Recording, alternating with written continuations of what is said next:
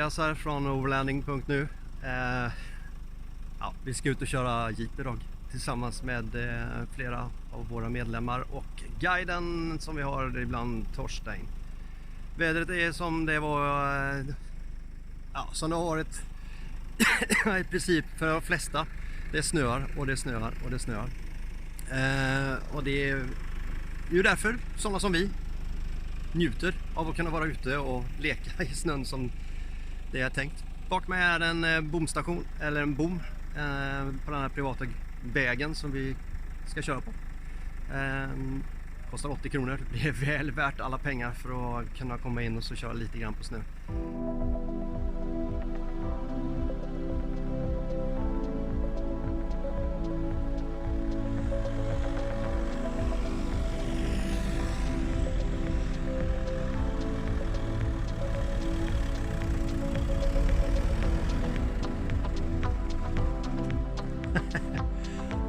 Ja, det här blir trevligt. Det är mer snö idag än vad det var igår. Men snön är ju väldigt snäll då så. Hallå. Ja, frukosten fortfarande. Ja.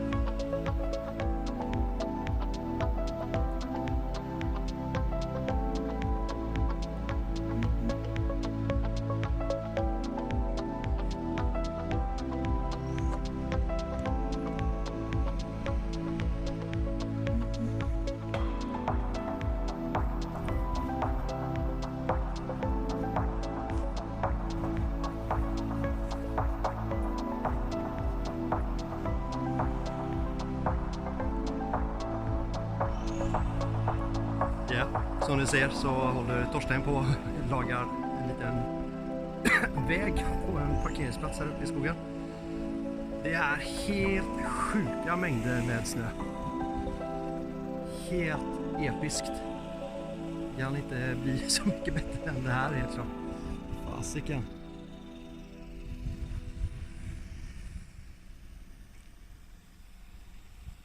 Ja. När Torstein har lekt färdigt. Eller vi ska ju alla leka hela jäkla dagen då i och för sig. Men när han har lekt färdigt så ska vi försöka komma oss vidare härifrån. Är tanken. Hej.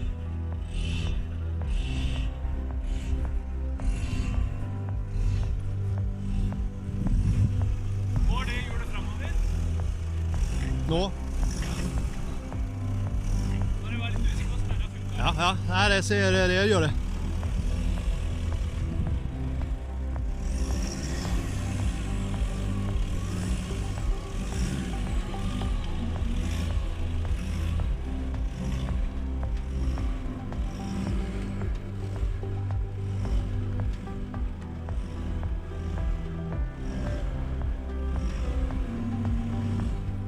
sa han. Lite seriös vinschning i bakgrunden. Och det är för att det är ett dels väldigt brant parti, men det är också så att Christian håller på och glider lagom nära den kanten som är att det börjar bli lite obehagligt. Här nere står min bil. Vi väntar väl kanske ett fordon till på vägen upp som ska vara här med. Vi ser hur långt vi kommer. Det är en brant område med mycket snö i alla fall, upp mot en halv meter som det är just nu då. Så att vi får se hur det går.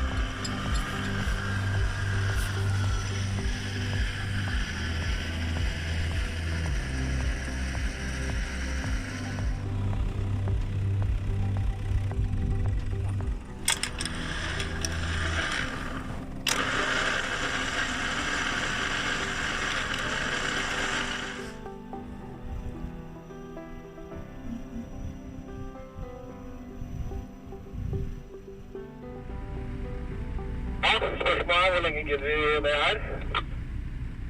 Jeg tenkte akkurat tanken, og jeg tenkte jeg får holde på så lenge jeg gidder.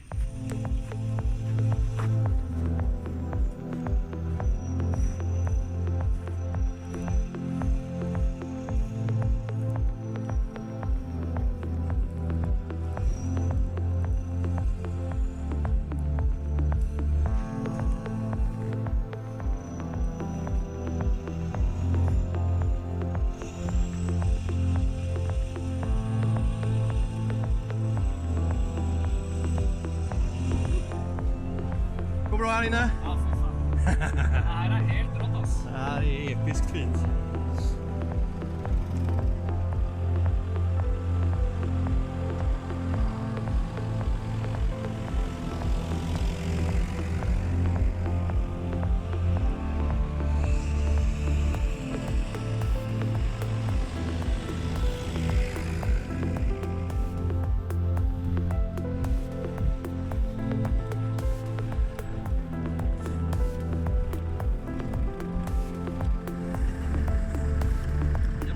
Vi har kommit så långt vi klarar av att komma just nu. Och så bak försöker Torstein och Christian till att laga en vändplats så vi kan komma oss tillbaka till där vi kommer ifrån. Det är rejält med snö här. Men vi har haft en fantastisk dag. En underbar körning. Härligt snöfall.